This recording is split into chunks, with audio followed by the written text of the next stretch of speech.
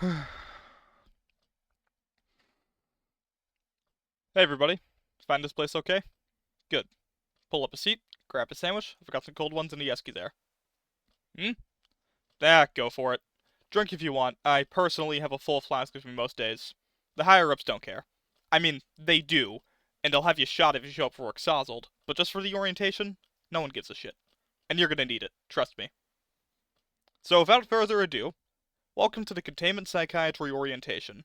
You're all here because you're going to be moving on from handing pills out to cubicle jockeys and giving rum-soaked MTF agents a shoulder to cry on, to the wild world of providing psychiatric care to sapient humanoid SCP objects, to weird people in prison fatigues. Treating skips is a very different experience to treating our staff, and much more difficult. First up, the good news. You get paid substantially more as a containment psychiatrist than you do as a stash shrink. A lot more. Not yacht and mansion money, but none of your kids will ever need to pay for college. You'll also be working with substantially fewer clients, usually one or two, maybe three at the most. You'll have to put in more work per client, but you'll still be on reduced hours compared to what you used to be doing. This position also comes with a package deal with a substantial life insurance policy.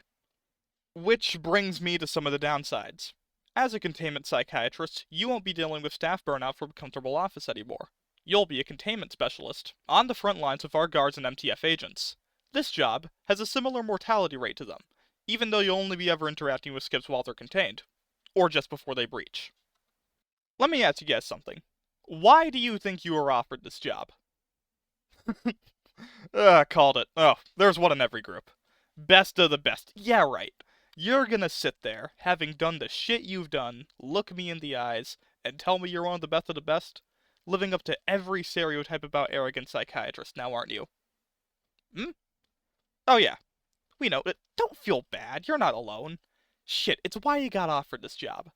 Everyone in this room has done something that makes the ethics committee gnash its teeth in fury. Some of you fucked your clients. Some of you sold drugs on the side. Some of you are just plain shitty psychs.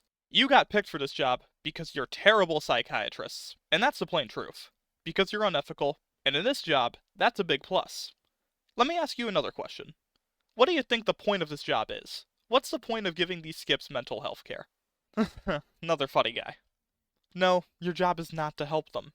I cannot stress that empathetically enough. In fact, if you ever find yourself possessed of a sincere desire to actually help any of your clients, report it to your supervisor. You'll be given a leave of absence to get your head together and reassigned other clients. You are a containment specialist. Your job is to contain SCP objects, just like our guards or MTF agents. Your job exists as part of the Foundation because someone realized that quiet, docile skips are easier to contain than skips on the verge of a nervous breakdown. I realize most of you won't know much about actual conprocs, so here's the thing.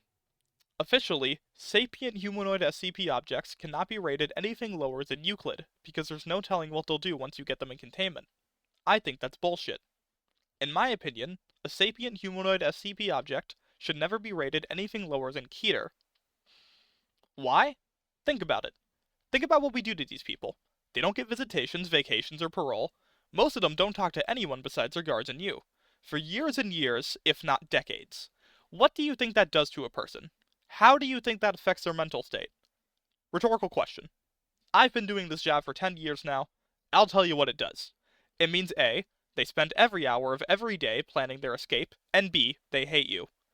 Stick someone in a little concrete box with nothing to do all day, and their every waking moment will be spent collecting information to plot a way out.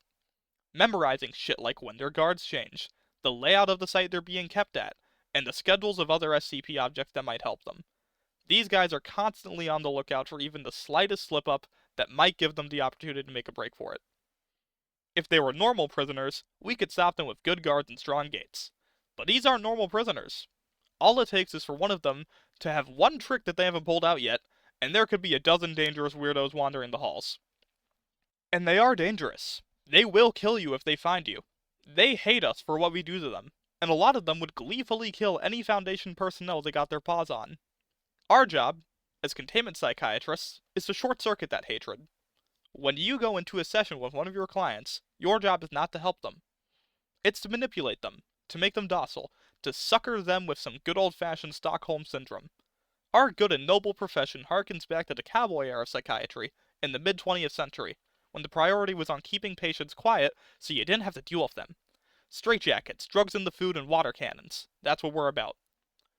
Your client is going to spend their every unoccupied moment looking for a way out? Put a request to the site director. Give them an Xbox. Give them a DVD player. Fuck, give them a Playboy. Give them shit to do in their cell that won't help them get out. So they sit in there, nice and quiet, and fuck around, instead of trying some sort of heroic jailbreak. Any help your client receives from this is purely coincidental. A means to an end. You're going to sit in these sessions with your clients, and they're going to tell you horror stories. They're going to tell you about how they've been standing on concrete for so long they've got chronic foot pain. They're going to cry into their arms while they tell you they can't remember what their family's faces looked like, or that they haven't spoken to a non-staff person in decades. And you're going to coo at them, and pat their hand, and use active listening to make them feel better about it. You'll prescribe them some antidepressants, or recommend they get some potted plants for their cell, or some other bullshit. But you'll never actually help them, because the only way to do that would be for them to breach containment and escape to the outside world. And you wouldn't be sitting here if you were kind enough to want to help them with that. The ethics committee? Good one. Oh, shit, you're actually serious? Alright, here's the thing about the ethics committee. What we are for Skips, they are for the Foundation, kind of. The real purpose of the ethics committee is not to stop us being unethical. It's to manage staff morale. The Foundation keeps innocent people locked up. We feed live babies to howling monsters. We send D-class to their deaths daily. It starts to wear on you. The ethics committee looks for ways for you to do these things that don't make you want to run screaming for the hills or curl up sobbing into the fetal position.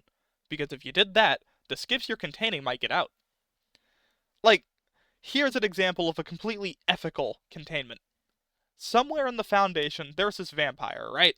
Like an actual, honest-to-God vampire. Eternal youth, severe sunlight allergy, the works. She isn't human. You couldn't become a vamp.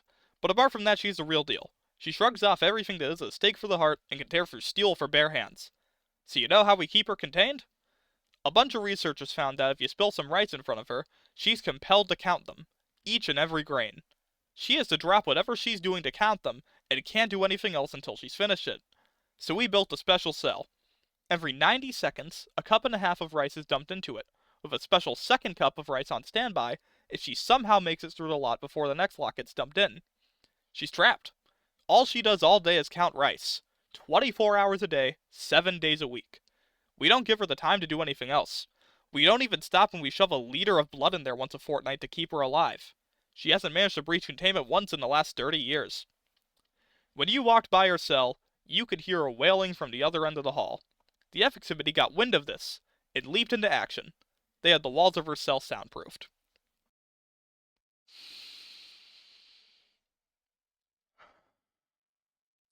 Remember, the Foundation does not allow any sapient humanoid SCP object to be classified as safe. We can't just push them into a storage locker, slap a padlock on it, and leave them there. But we would if we could. Yes, you can have another beer.